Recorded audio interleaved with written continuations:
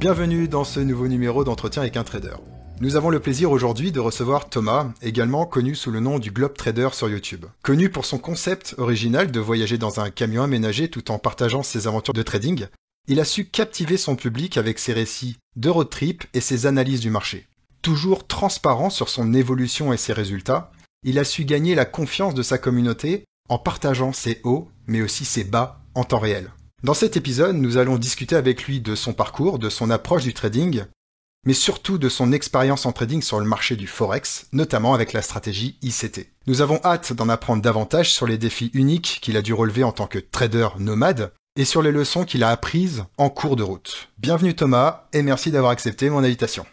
Salut, merci à toi, merci, content d'être là, de pouvoir partager autour du trading. Eh ben écoute, c'est un plaisir partagé.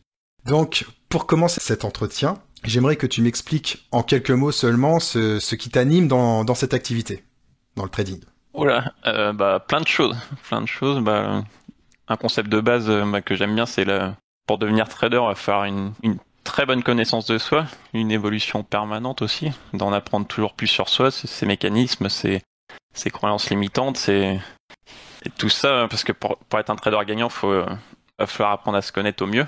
Et parce que j'aime bien aussi, c'est qu'il n'y a pas de finalité en fait. On dit souvent que le trading c'est un art, et il n'y a pas de fin en soi. On est toujours en train d'essayer de s'améliorer, d'apprendre des choses. Et c'est sans fin, et donc c'est ça qui me passionne aussi dans ce domaine-là. Après, un autre axe que j'aime bien aussi, c'est que étant plus petit, j'aurais voulu être sportif de haut niveau, et je retrouve ça, ce niveau de compétition, de haute performance, l'exigence que le trading demande au quotidien. Tout ça, je retrouve les valeurs que j'aime bien dans le trading. Et puis après, un peu comme tout le monde, plus basiquement, la liberté que ça peut offrir, la liberté temporelle, géographique, financière que le trading peut apporter une fois que tu le maîtrises vraiment bien. D'accord. Et donc sur cette lancée, quel a été, on va dire, dans les grosses lignes, ton cursus scolaire, enfin ton niveau scolaire du moins? Bac, après j'ai fait un bac électrotechnique, après j'ai fait une première année de BTS, et en fait j'ai pas fait la deuxième année, j'ai bifurqué directement. À l'époque, ils rénovaient le parc d'ascenseurs, et c'était dans la filière d'électrotechnique, donc j'ai fait une mention complémentaire ascensoriste, ils appellent ça. Et après, ça a été mon métier pendant 10 ans, dépanner les ascenseurs. Et puis, quand tu restais bloqué dans un ascenseur, c'est moi que tu voyais arriver et qui venait te sauver, quoi. Mais je pense qu'on doit être à peu près de la même génération parce que moi j'ai fait un bac électronique okay. C'était exactement les profs en tout cas nous disaient les gars, vous voulez avoir du boulot, vous voulez bien gagner votre vie, il y a les ascenseurs. Franchement, ouais. Et est-ce que tu as trouvé que le cursus scolaire que tu as fait ou peut-être l'expérience pro que tu as a eu des aspects positifs sur ton démarrage dans l'apprentissage pour acquérir peut-être certaines notions dans le trading ou alors pas du tout? Le métier en lui-même, non. Enfin, j'en vois pas spécialement. Après, comme je te disais juste avant, je vois plus de liens avec le sport. Au niveau mental, au niveau de la compétition, au niveau de même l'hygiène de vie que ça demande. Et il y a le sport et puis même la vie en général, parce que j'aborde les marchés un peu de la même manière que les leçons de vie qu'on peut apprendre au fur et à mesure. Je pense que c'est un accéléré de ce qu'on peut apprendre dans la vie quand tu fais du trading. Tu nous as dit que en parallèle de ton activité, donc tu as découvert le trading. Ça fait à peu près combien d'années là depuis aujourd'hui que tu es tombé dedans? J'arrive sur ma 12e année. Là. J'ai commencé en 2011, je crois à peu près. Je suis rentré par la porte des options binaires. C'était c'était à la mode à cette époque-là. Donc options binaires, mais très vite, en quelques semaines, bifurqué sur le Forex. Et depuis ce temps-là, je suis resté uniquement sur Forex. J'avais regardé à une époque un peu les actions, mais ça m'a jamais plus parlé que ça, donc je suis resté sur le Forex. D'accord. Et du coup, c'était c'est CFD, hein, si je dis pas de bêtises. Donc t'es sur le marché des CFD. Ouais. T'étais sur, on va dire, quand tu étais dans les options binaires, est-ce que par quel moyen en fait tu as compris que c'était pas la bonne porte, la bonne voie, et qu'il fallait que le trading c'était beaucoup plus que simplement cliquer sur un bouton haut ou un bouton bas. Ouais. C'était vraiment c'est que factuellement, quand tu réfléchis à comment est structurée l'option binaire, n'as aucune chance de t'en sortir, donc ouais, tu bifurques que vite. Déjà que le forex c'est pas évident, mais alors les options binaires, je pense impossible de réussir. En tout cas, tu peux réussir sur un coup, un peu comme au casino en fait. Donc forex, plutôt, Ouais. tu as directement été sur du swing trading ou tu as commencé parce qu'il y a beaucoup qui commencent finalement par ce qu'il ne faudrait pas faire. Ils commencent aussi par le très court terme pour se dire ensuite bah non en Ouais. fait Ouais. c'est la rentabilité est plus sur le long terme finalement et ou alors toi est-ce que tu as directement tu es tombé directement dans la voie du trader Moi ça a été ouais, c'est classique, c'est plus les années passent, plus je réduis mon horizon de temps de trading en fait. Même jusqu'à cet été, j'étais sur du M15. Et là, ces dernières semaines, moi, j'étais sur du M5 et là, je commence à passer sur M1, voire entrer en 10 secondes, tu vois. Donc, avec les années et le temps, après, c'est mon parcours à moi. Après, je pense qu'il y en a qui commencent direct par le court terme. Je sais pas si c'est, ouais, je sais pas si c'est un mauvais choix ou pas. je pense il y a deux aspects. Il y a quel actif tu travailles. Si tu travailles le forex ou les actions, je pense que il faut commencer par le moyen long terme. Mais si tu attaques le marché des futurs, tu as tout de suite une optique un peu plus day trading, quoi. Ok, je connais pas du tout les futurs, donc. Le tout, c'est d'avoir une stratégie de base, parce que c'est sûr que sur le très court terme, tu peux très vite prendre tout et n'importe quoi. Après, si t'es structuré, que tu sais ce que tu cherches et ce que tu dois faire, potentiellement, le très court terme peut te faire emmagasiner de l'expérience plus rapidement, potentiellement. Mais je pense qu'il faut faire les choses dans le bon ordre et dans le bon sens. Mais...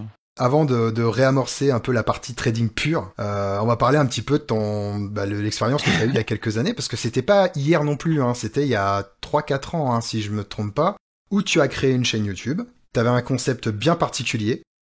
Est-ce que tu peux nous en parler, et puis surtout, quel a été ton objectif dans cette démarche-là à l'époque pour avant, parce que mine de rien, ça c'est quelque chose qui a plutôt bien fonctionné, t'as eu de l'audience. Donc si tu peux nous parler un petit peu de tout ça. Moi, c'était j'ai fait un revirement, un changement de vie de A à Z. En fait, j'avais quitté mon boulot, ma région, la région parisienne, et j'étais parti vivre en camion. Pour plusieurs raisons. Déjà pour essayer d'expérimenter de vivre du trading. Bon, ça l'a pas fait parce que j'étais encore un peu jeune et c'était un peu trop juste. Mais après, c'était aussi pour se découvrir, pour en apprendre sur soi. Tu vois, de partir seul à l'aventure. C'était une bonne expérience en fait. Et pour ça, j'avais créé une chaîne YouTube pour partager, pour suivre l'évolution. Et ça m'a permis aussi de toucher une audience et de pouvoir rencontrer. Je me déplaçais, j'ai fait toutes les régions de France, une grande partie des villes. Et du coup, d'un point A à point B, je rencontrais des gens, je me faisais inviter, on mangeait, on buvait un coup. Et c'était une belle aventure partagée autour de ça. Et puis ça m'a permis de côtoyer pas mal de monde, de rencontrer pas mal de personnes. Et puis, moi, j'avais une autre mission, c'est d'essayer de ramener un peu de vérité dans le domaine du trading, de ce que ça prend vraiment de devenir trader, comparativement à ce qu'on peut trouver sur YouTube où le métier est un peu dénaturé par des gens qui en font pas spécialement ou qui sont juste des marketeurs en fait. Donc, mais surtout à l'époque où tu as fait cette initiative, ouais. on était là, les vérités commencent à sortir, mais on était dans une époque où on savait pas encore tout. On était un peu naïf. Les brokers, etc. C'était un peu, c'était un peu une époque c'était les débuts et effectivement d'avoir un peu de fraîcheur qui nous disait finalement la vérité sur ce qu'est réellement le trading, ça faisait du bien. Ouais, et puis maintenant c'est tellement gros, tout le monde le voit. Enfin, vu que tout le monde est multimillionnaire via Dubaï et roule en Lamborghini. Bon, c'est un peu too much, je pense que les gens commencent à s'en rendre compte. Ceux qui tombent dedans, ils méritent. Je peux pas mon avis. Maintenant, on peut avoir un peu accès à l'information. Ouais. T'as fait ça pendant combien de temps à peu près, voyager camion 3-4 ans. 3-4 ans tout seul. Après, j'ai rencontré ma copine. On a continué 1 ou 2 ans. Et puis, là, on est plus... comment dire, on alterne entre... maintenant, je suis plus en camping. Je suis plus en camion, je suis en camping-car. Donc, on alterne entre on a acheté un petit chalet et puis un petit pied-à-terre proche de la famille. Et on fait moite-moite au niveau de l'année en camping-car et dans le chalet, en fait, pour tout le monde y trouve son compte. Pour de temps en temps bénéficier d'une connexion internet fibrée. Et puis... un peu d'électricité à la volonté, ouais. Pour recharger son PC. Ouais, c'est ça. Et après, je te repars pour une semaine. Ouais. Bon, on fait ça sur des formats de quelques mois, genre 2-3 mois. Bah là, on va partir au ski voir les montagnes pendant 2-3 mois. Après cet été, ça sera plus vers la côte pour surfer, tu vois. On aménage les années en fonction de ça. Ou même pendant cette expérience-là ou avant cette expérience-là, ouais. Est-ce que tu as dans ton parcours testé autre chose que le forex et tout ça? Ou alors est-ce que tu as attaqué tout de suite le marché des devises? Je suis très peu, je suis resté sur Forex principalement. À une époque, j'avais regardé un peu du côté des actions, mais ça m'a pas attiré plus que ça. Tu t'es pas éparpillé, quoi. Tu t'es vraiment resté concentré sur une classe d'actifs. Ouais. Puis ça me correspondait mieux par rapport, même quand je travaillais, tu vois, on rentre le soir, à 17h, t'as encore le temps de regarder les graphiques, le Forex est encore ouvert, il bouge encore, donc je suis toujours resté là-dessus, en fait. Est-ce que tu as entrepris des formations quand tu as démarré, ou alors tu as fait ça plus en autodidacte et par la suite formation de trading? Comment ça s'est passé de ton côté? Ouais.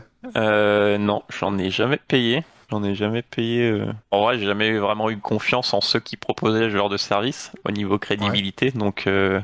Donc j'ai consommé beaucoup de gratuits. YouTube, tous les forums, le gros forum de Forex Factory aussi, où il y avait plein de trucs. Il y a un onglet méthode où j'ai regardé les dizaines de pages de méthodes de trading. Ouais.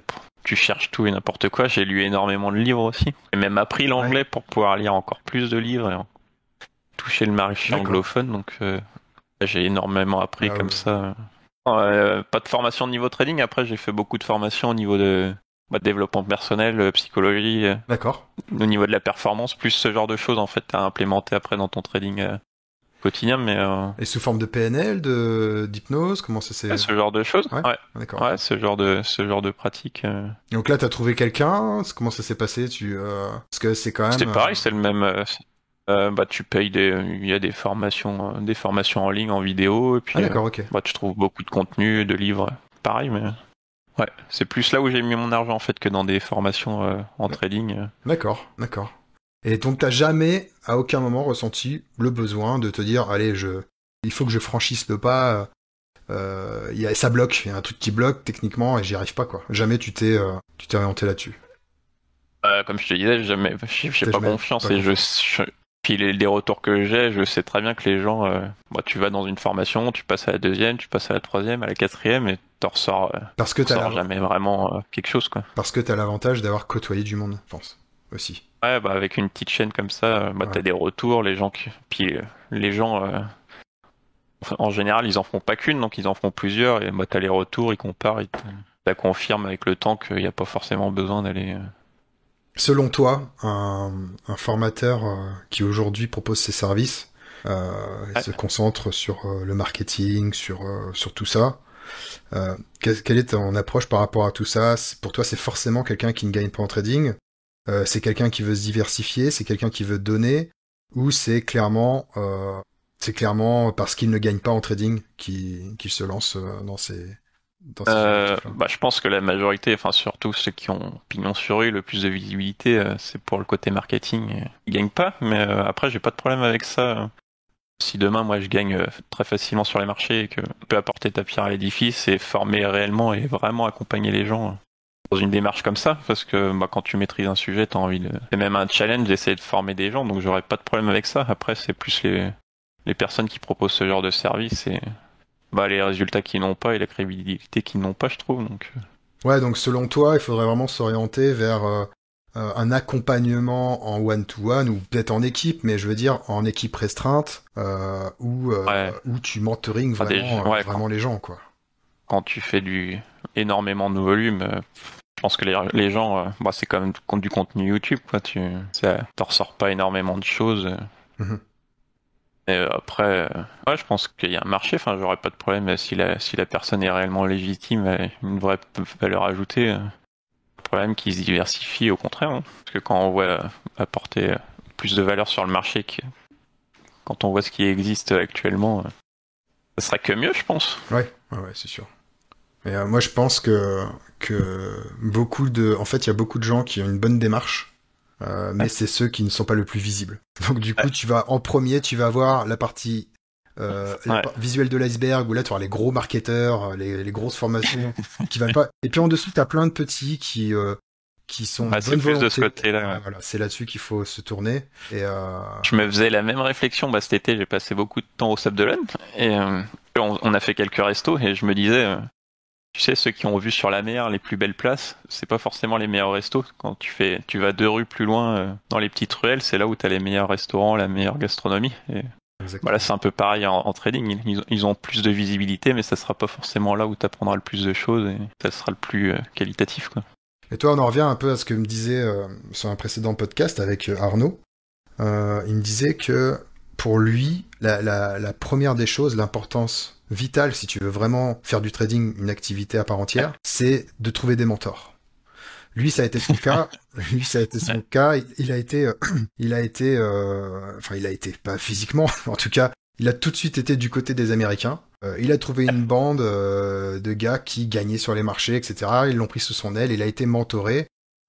Et c'est là-dessus qu'il a vraiment trouvé un équilibre dans son évolution. Est-ce que toi, de ton côté, tu as eu ou tu as quelqu'un qui t'épaule un petit peu dans tes journées de trading? C'est tout récent.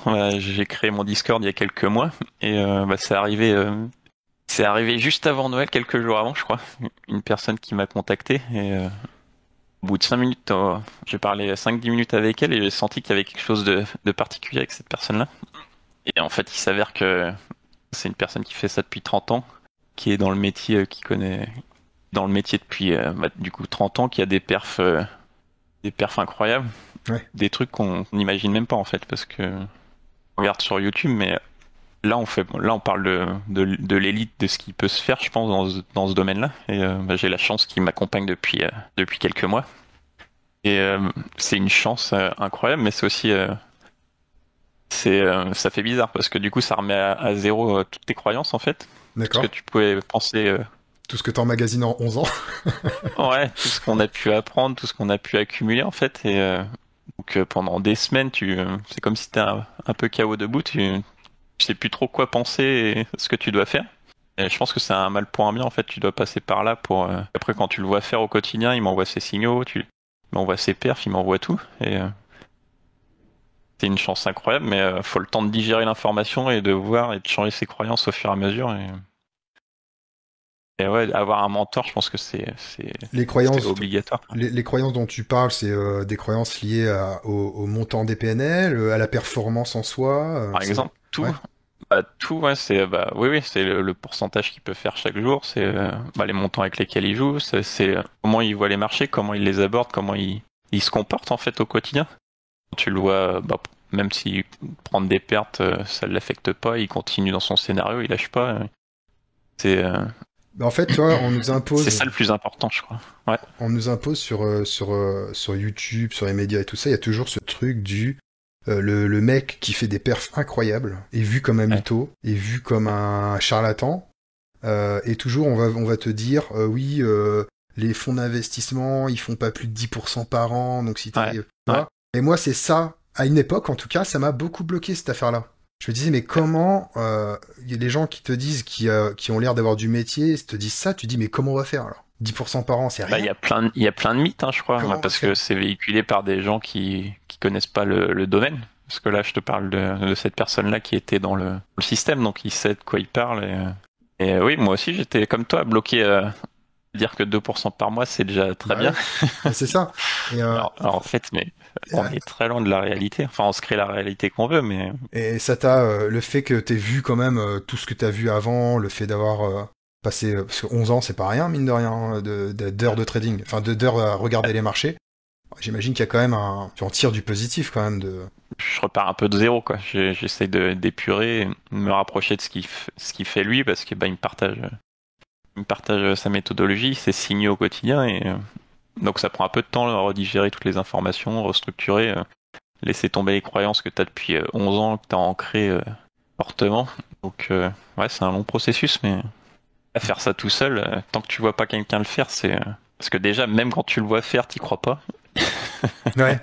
Donc, On en connaît tu te dis, c'est pas possible, quoi. dans la communauté des gens qui font aussi des performances intéressantes. Et t'as toujours des gens qui doutent sur la véracité de leur...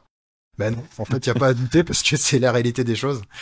Non, c'est en tout cas c'est vraiment une chance ouais pour toi de d'avoir Incroyable. d'être Ouais. tombé d'être tombé dessus. Selon toi, quand toi par exemple, on parle beaucoup de confiance en soi, de psycho, on entend beaucoup la psychologie en trading, c'est 90% et tout ça. Ouais. Euh, mais il y a quand même, t'es d'accord avec moi, il y a quand même la méthode qui rentre parce Ouais. que moi je suis pas d'accord avec le fait qu'on dise que c'est du 90-10. Pour moi, la méthode, c'est effectivement quelque chose de super important. Et une fois que tu es à l'aise avec ta méthode et que tu as confiance en ta méthode, bah, la psycho, elle suit en fait. Je sais pas toi, quel est Exactement. Ouais. ton avis par rapport à tout ça. Tu m'aurais demandé il y a 4-5 mois avant que je le rencontre, je t'aurais dit exactement pareil. J'étais plus dans la théorie du 90-10, voire 100%, que tu fais tout à la psychologie, mais mais en fait, j'en suis revenu. Quand je le vois faire, ouais, techniquement, c'est très fort et c'est ce qu'il me dit. En fait, faut avoir une base technique hyper solide et la psychologie, comme tu dis, suit par la suite. Mais faire de la méthode Coué, tu sais, de la pensée positive, ça va pas te faire des perfs incroyables tous les jours. Donc C'est pas ça qui va. si on voulait un bon setup, en fait, il faudrait se concentrer vraiment tête baissée sur la technique, avoir une bonne technique, et après travailler sa psycho. Ce serait la bonne pour toi, ce serait ça le bon. Stratégie et psychologie, c'est étroitement lié parce que pendant des années, j'avais une méthodologie, j'essayais de forcer le marché, tu vois. Et je pense que la stratégie, ça doit être comme la psychologie, elle doit être adaptable au marché, elle doit être flexible. Pas l'inverse en fait. Tu t'adaptes au marché et non pas tu t'essayes d'adapter le marché à toi. Ouais. Donc c'est un équilibre à trouver, mais ouais, techniquement la stratégie, ouais, faut que ça passe en un, je pense.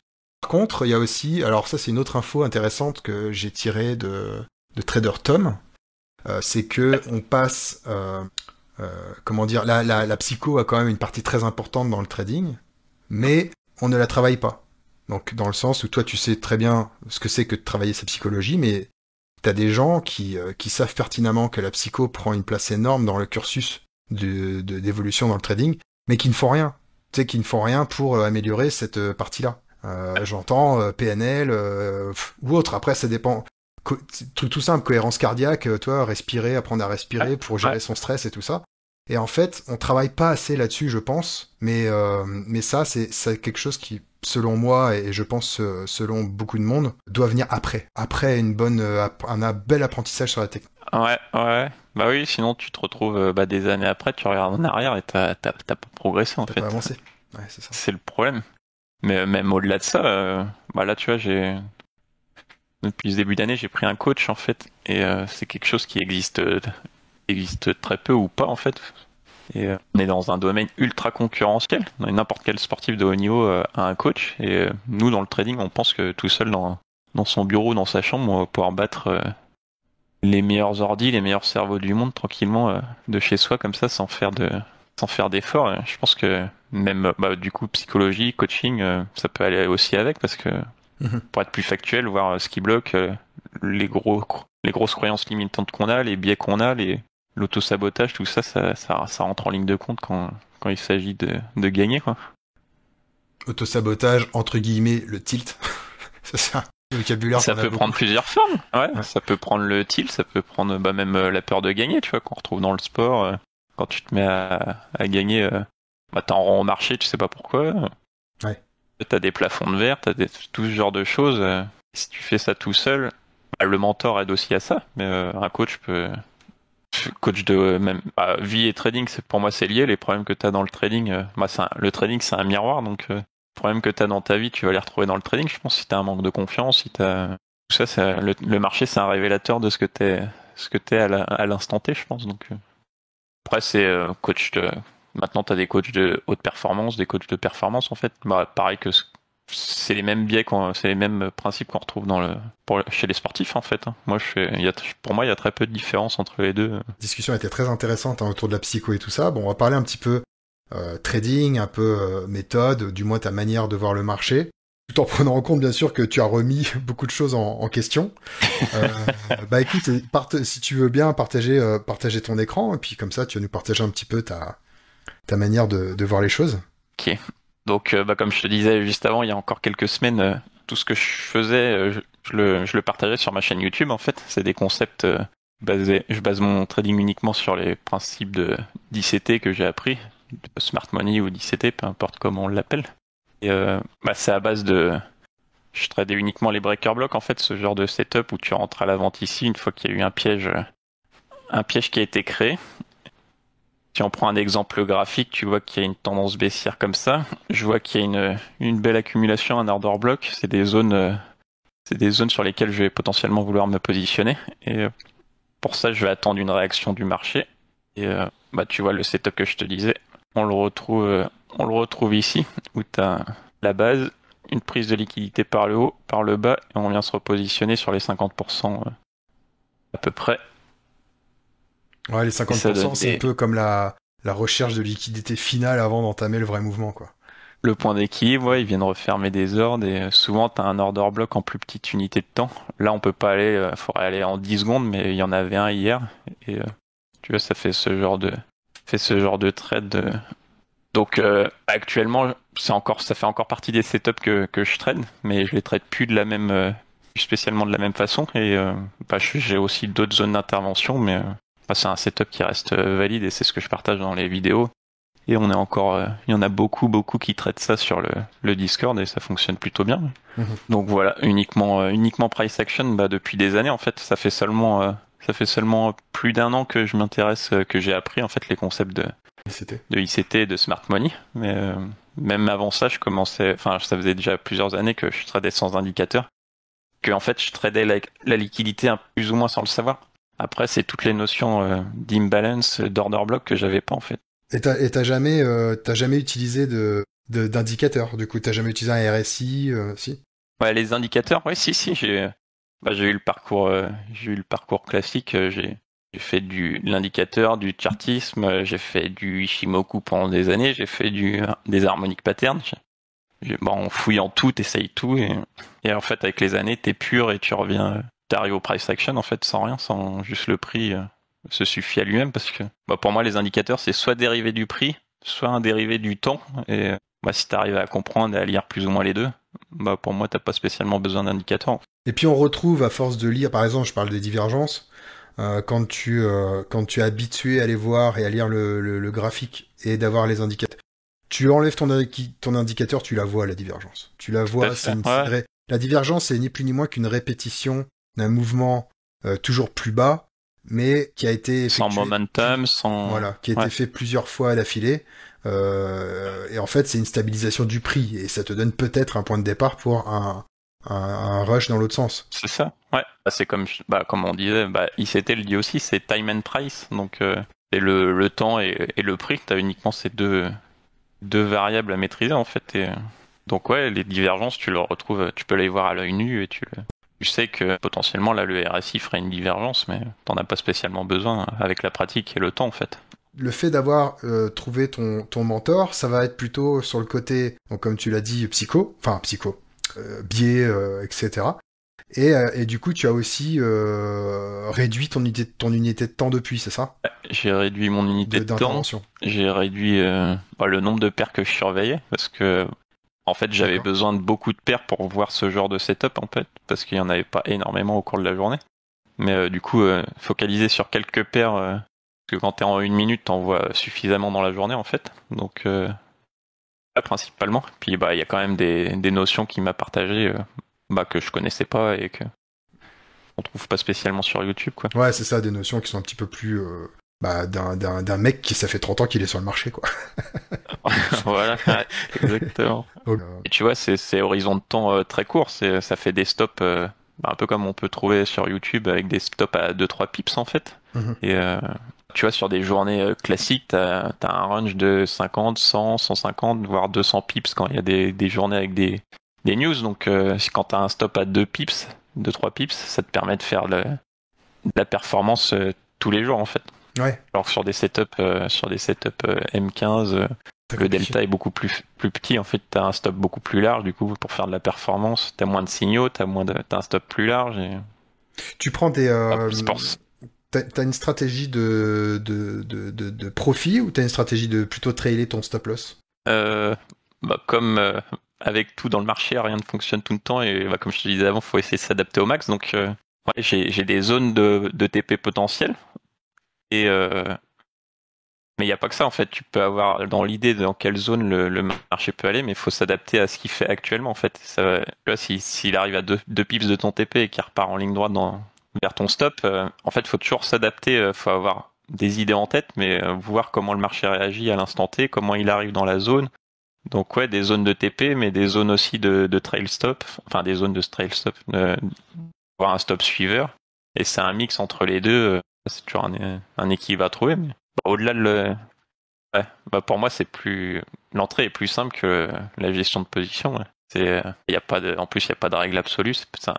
Donc on peut toujours s'améliorer là-dessus et on n'aura jamais sortira jamais au point bas de temps en temps peut-être, mais. Donc ouais, toujours un équilibre à trouver pour essayer de performer au mieux. Quoi, un mix des deux. Tu fais des clôtures partielles sur tes positions ou tu rentres et tu ressors avec la même quantité? J'en faisais et quand je vois mon mentor faire, il en fait pas. Donc j'en reviens peut-être un peu. Pourquoi alors? Parce que pourquoi, je veux dire, pourquoi le faire quoi? Si ton mentor il le fait pas, tu dis ok, bon allez hop, on oublie de se compliquer la vie, on va rester sur des choses simples. Je rentre à 1, je sors à 1, point barre. Et tout ça, je pense que ça dépend vraiment de tes critères et de ta méthodologie, parce que lui, en fait, il a une méthode d'entrée qui lui permet de re-rentrer sur le marché très facilement. Donc même s'il sort un peu avant, il est capable de reprendre le move un peu plus haut et de re-rentrer en pleine position, en fait. Mais moi, ce que je faisais avant, j'avais très peu de setup, donc en fait, tu veux le tenir et toujours pareil, quand tu restes flexible, t'écoutes le marché, tu peux re-rentrer, en fait. Donc lui, ça le dérange pas de pas prendre le bas et de re-rentrer un peu plus tard une fois qu'il y a eu un petit retracement. Donc ouais, ça dépend vraiment de la méthodologie, tes critères d'entrée. Et voilà où j'en suis aujourd'hui, quoi. Et donc toi, tes entrées, ça va être vraiment travailler sur une entrée chirurgicale, de manière à avoir un tout petit stop de 2-3 pips. Et si ton stop est exécuté, tu retentes du coup s'il y a un nouveau départ. Et donc tu ne mets pas, on va dire, tu laisses pas un peu d'air entre toi et ton stop. C'est vraiment tu tentes. C'est ce que j'apprends à faire. Ouais. En fait, ce qu'on peut retrouver dans les chaînes YouTube de SMC en fait. Mais c'est un critère d'entrée bien spécifique. Et en fait, tu joues une vague. Et t'espères que cette vague de retracement s'imbrique dans une plus grande en fait. Et ce qui te fait des risques reward incroyables quand ça passe, et ça peut passer assez régulièrement parce que tu rentres sur une phase de marché bien spécifique. Donc même si tu te mets à break-even très rapidement aussi, parce que si c'est des conditions de marché où en fait le marché doit vite réagir en fait. S'il réagit pas, c'est que t'es pas dans le bon mouvement et donc tu le reprends plus tard en fait. Ouais. Mais c'est ça qui est intéressant, c'est que tu restes super flexible, tu restes à l'écoute du marché. Et ça te permet de temps en temps, enfin même quotidiennement, de prendre de très jolis mouvements.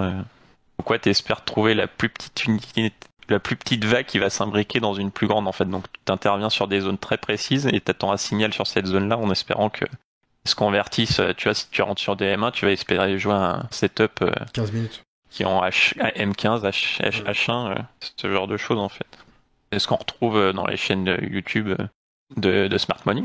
Non, c'est sûr. Mais toi, ça rejoint un petit peu le plan de travail d'un pote que je vais interviewer dans 2 semaines, qui travaille lui sur le market profile, donc intraday sur les marchés des futurs. Et lui, en fait, c'est ça. Il va vraiment rentrer sur un point chirurgical, un point précis, un tout petit stop.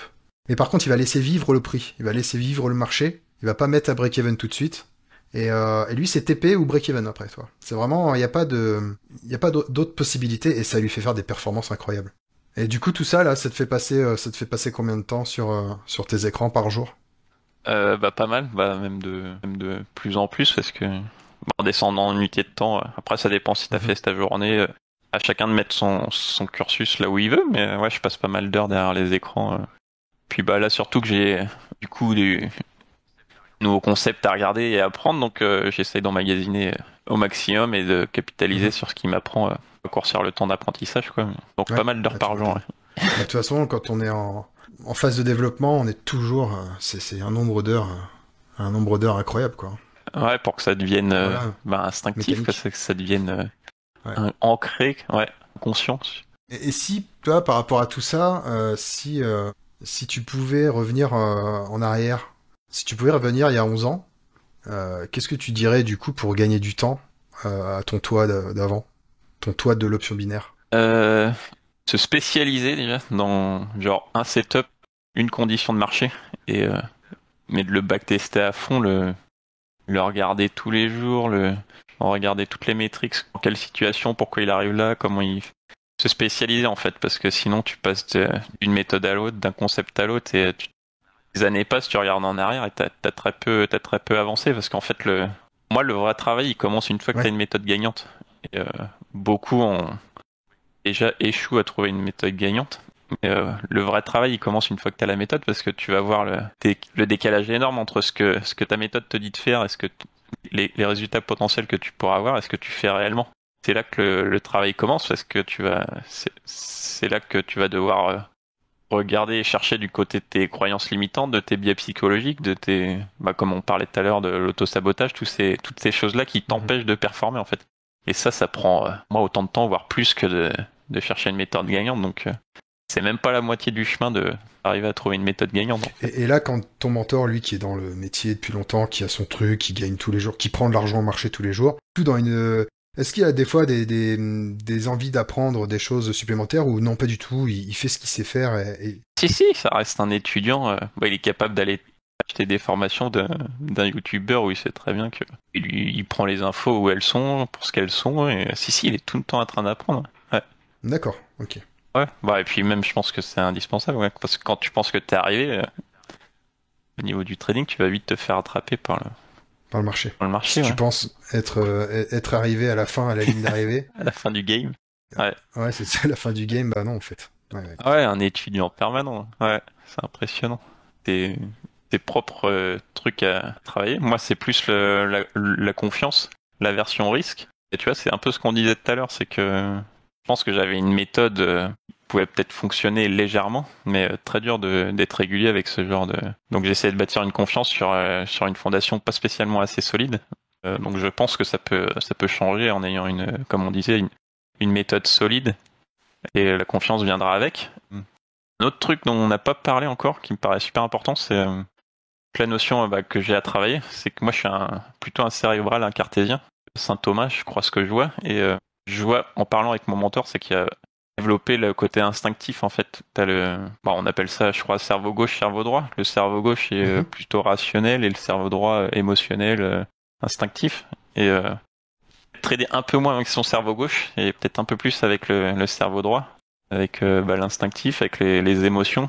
Donc peut-être trader un peu moins avec sa tête. C'est un livre que je lisais la semaine dernière. Trading with the gut, trader avec avec l'estomac, avec les tripes, tu vois, autre chose que la Instinct. tête.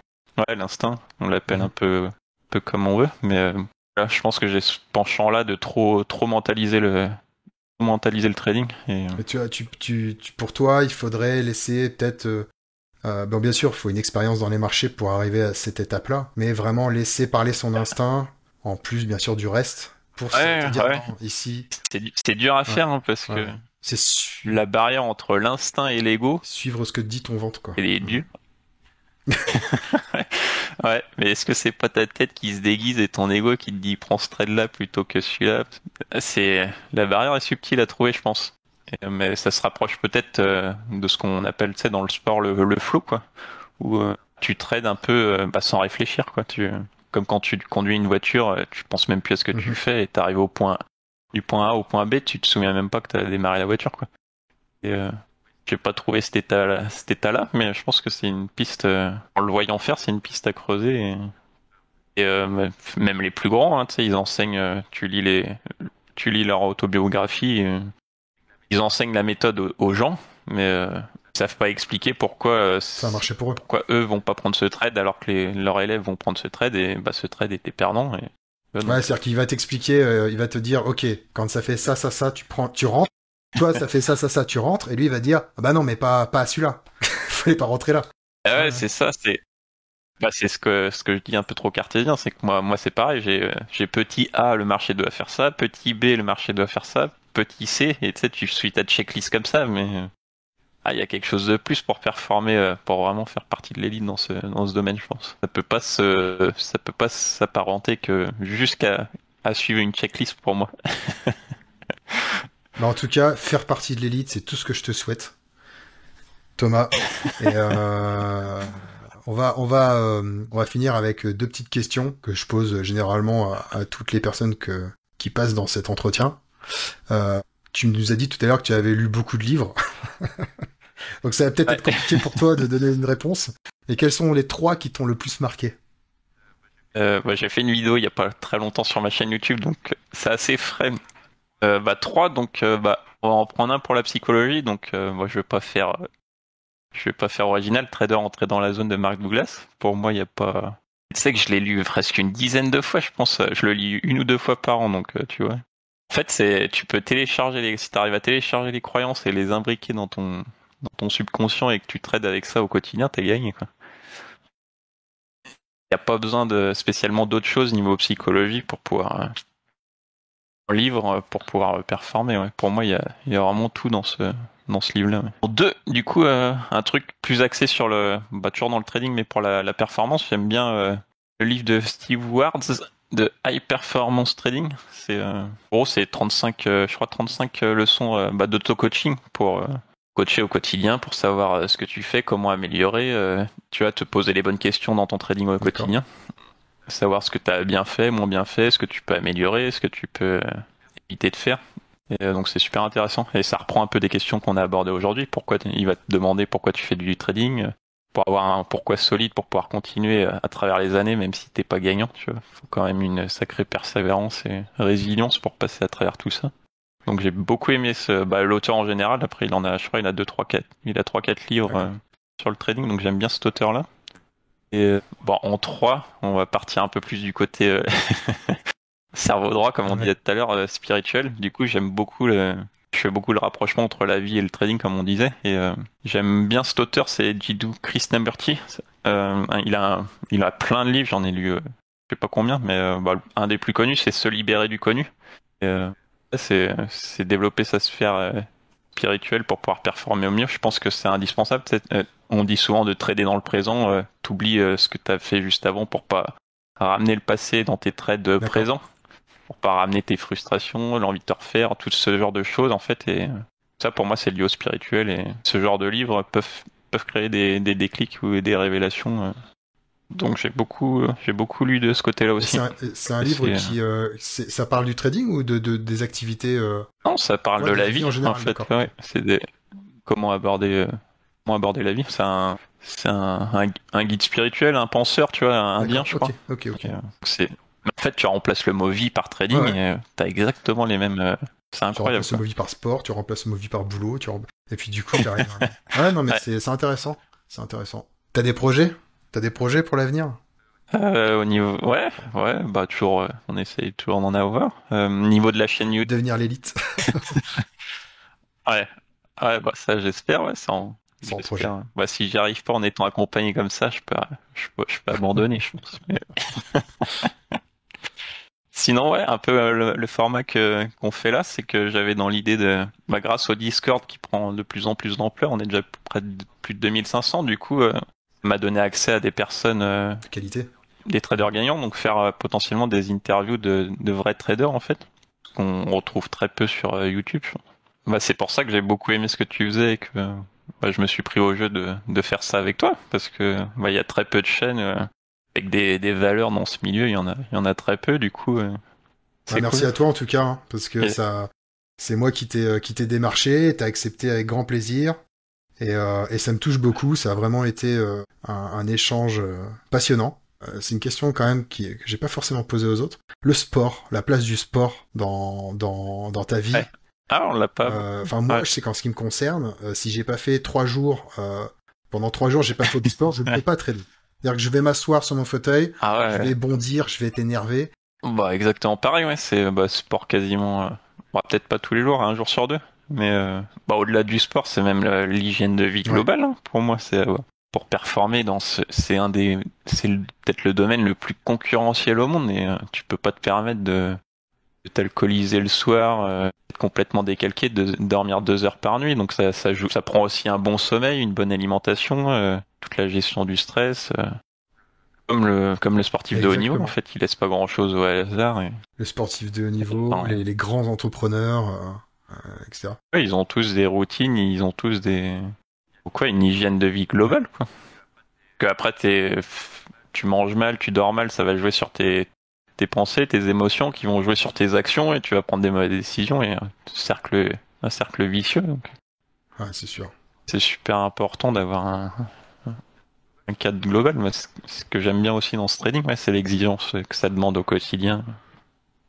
Donc, ta chaîne YouTube, Club Trader, prochainement des podcasts. Ouais, j'aimerais bien lancer ça, des interviews de vrais traders. Essayer comme tu fais toi aussi, de ramener le vrai message dans ce domaine, dans ce milieu-là. Ramener un peu de vérité dans ce que c'est le trading. Parce que tu regardes YouTube, il y a que des traders gagnants, ils passent tous des propres firmes en 3 jours, mais c'est pas ce que disent les chiffres des propres firmes, donc il y a mensonge quelque part. Thomas, ça a été un vrai plaisir pour moi de m'entretenir avec toi. On peut retrouver toutes tes infos, bien sûr, dans la description, donc on va mettre le lien de ta chaîne YouTube. D'échanger sur le trading, on peut échanger pendant des heures, mais je pense qu'on a fait un bon condensé. Puis merci pour ce que tu fais, ce que tu apportes aussi dans ce milieu-là, et puis peut-être à une prochaine pour un épisode 2. Ouais, pourquoi pas, avec grand plaisir. Prochaine entrevue dans 2 semaines, donc tenez-vous informés, n'hésitez pas à vous abonner à la chaîne, et je vous dis à la prochaine. Ciao, ciao.